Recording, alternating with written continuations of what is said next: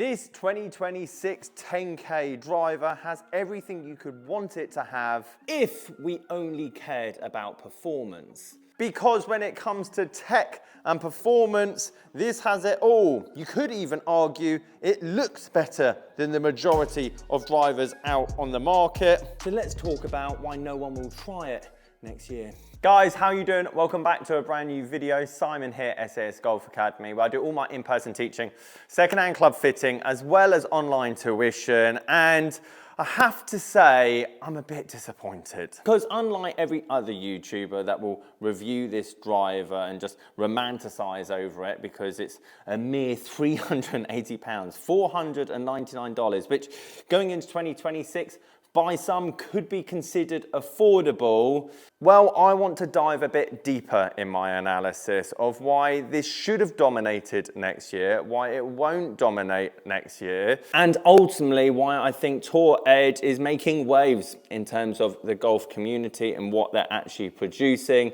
And I do think that they will dominate in the future, maybe just not quite yet. So before we go into the reasons why I don't think this driver will dominate this year, let's talk about the things that they've done well. And the first thing is they've made an exceptionally good looking driver. As you'll notice, they've changed and rebranded their logo, which I think is a very wise move. And ultimately, the whole thing looks so much more classier, so much more appealing. And even though I do suggest drivers around £200, £250 in terms of the second-hand market, some that will perform very similar to this, I have to give it to them because typically that kind of more, let's say, direct-to-consumer or let's say not big name brand driver, they bring out a driver every year and it, well, looks cheap. It looks tacky, and every single part of this driver does look like it should be worth $499.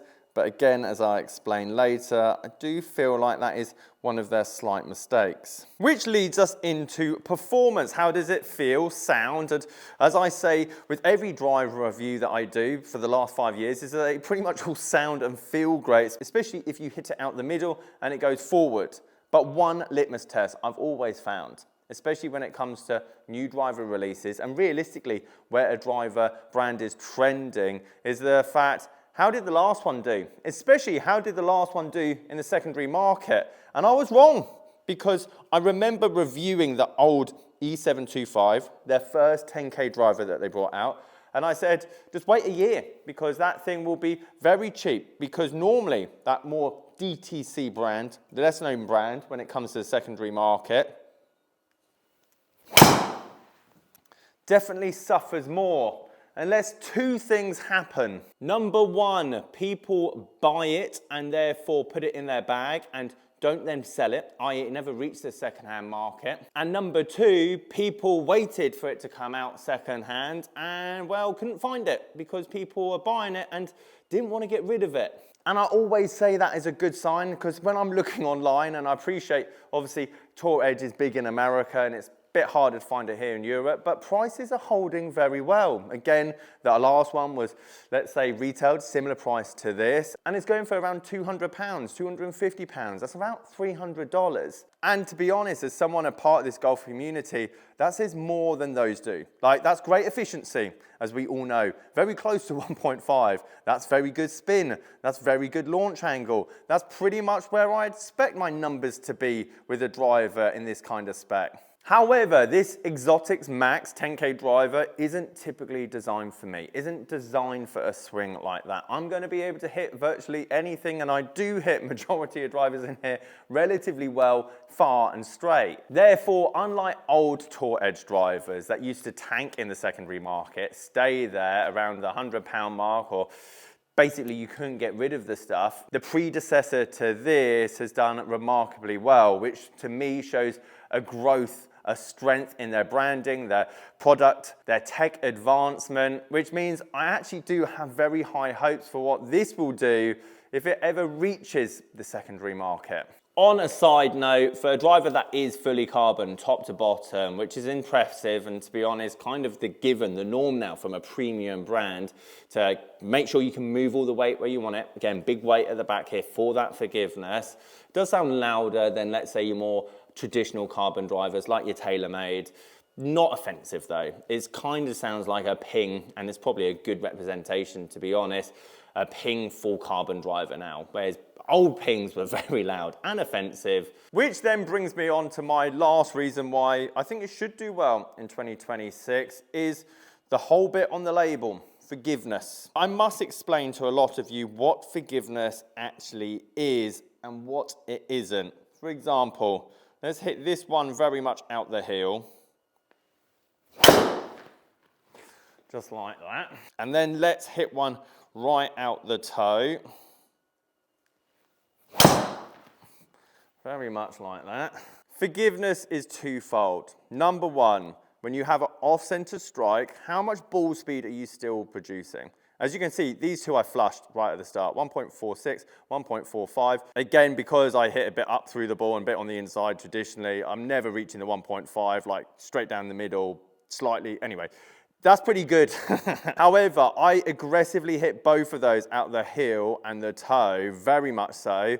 I mean, that's pretty good. That's pretty up there in terms of keeping my club head speed relatively the same. And from a great strike to a missed strike, not that much loss in ball speed, which can equate to still very good distances. The other side, and probably the one that we all relate most to when it comes to forgiveness, is how much that face opens and closes in terms of a missed strike. And that's why they put weights so far back on their drivers, because it moves the MOI all the way down this head to the back here, meaning it's harder to make that face move whilst you hit it out the heel and toe, and hopefully means you're therefore going to get straighter drives. But as I equally showed a minute ago with that heel strike that I just had there, there's other factors in terms of hitting a straight drive rather than just where it comes off a face. Meaning, and going into obviously why I don't think this driver is necessarily going to dominate in 2026 just yet, is I need you guys to discover what will make this driver forgiving for you and try and eliminate some of those factors. That being said, I have had a trapped nerve in my neck for the last 2 weeks, hence no videos whatsoever. I'm hitting it great with this thing, I can't lie. It makes me laugh because actually now I think about it, my business studies A-level is actually coming into its own right now because this right here has absolutely dominated in one of the P's. The other 3 P's, it hasn't. And for any of you wondering what the P's are, it's price, product, placement, and promotion. Now, price, I think it's done okay, not incredibly. And again, price can be a form of marketing. However, this is sitting very much in the middle. And don't get me wrong, I don't grudge them selling this for $389 because actually, I think it's worth $389 brand new if club fitted, if ticking the other boxes I'm about to mention. Especially when I go onto the product out of the P's, this is a great product. It's got a lovely Ventus blue in here, and again, I'll kind of talk about that in a minute. But it's got, again, upmarket shaft that goes into every other driver. It feels as good as every other 10K driver on the market. It looks arguably better than a lot of 10K drivers. So in terms of product, this thing has smashed it. And let's be honest, that was essentially what I talked about for the first 5 minutes of this video. The third one is placement, and this is pivotal in 2026. How on earth can you get your hands to try this driver? And I appreciate in, let's say, big custom fitting chains in America where they've got every brand under the sun. Of course, this is going to be situated there. And to be honest, if you're going to one of those places in the States and this is an offering, by all means, ask to try it. I'd be fascinated what you guys would get in terms of numbers versus, let's say, the bigger name brands.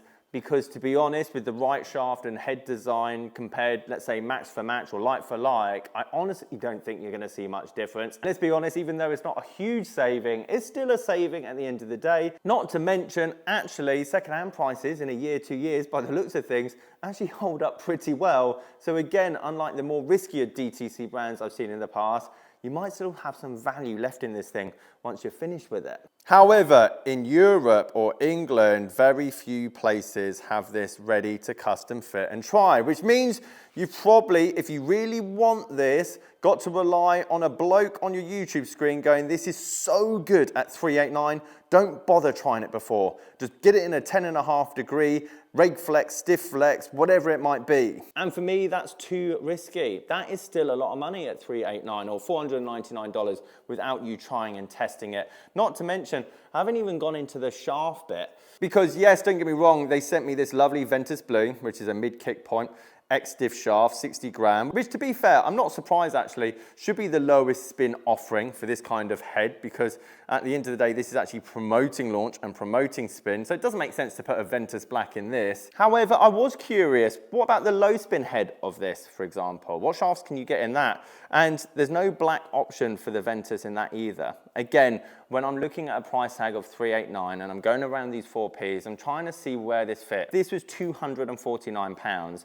I would be very close to saying, just go and buy it. It's a knockout. This outweighs any custom fitting side that you potentially have because it's going to hold its value that well secondhand. There's no risk in it. However, for a £389 offering, I was expecting some other shafts. I was especially expecting in the low spin model, and don't get me wrong, if you're getting custom fitted in a particular store and they can tweak whatever, but in terms of just ordering it online, which in the placement of Europe, where I am, that's typically the only way you're going to get a hold of it.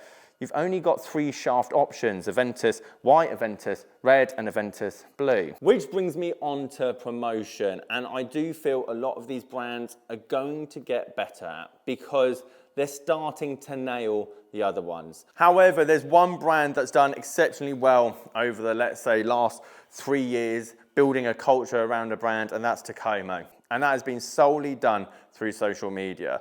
I'm not saying Tacoma is better than Tour Edge. I'm not saying it's worse. I haven't hit them side by side. However, the product that I have here right now, and it had a more aggressive marketing team, social media wise, content creators, not just the normal professional pictures you see in a studio that everyone's been doing for ages. You need to make a splash in 2026. And to be perfectly honest, this 10K drive I'm holding here, even though I'd liked it to be a tiny bit cheaper, very much deserves to make a splash. I'm hoping that this video will help raise some kind of awareness for it. And if you don't want to buy it brand new, definitely get it secondhand in a year's time, if you can find one.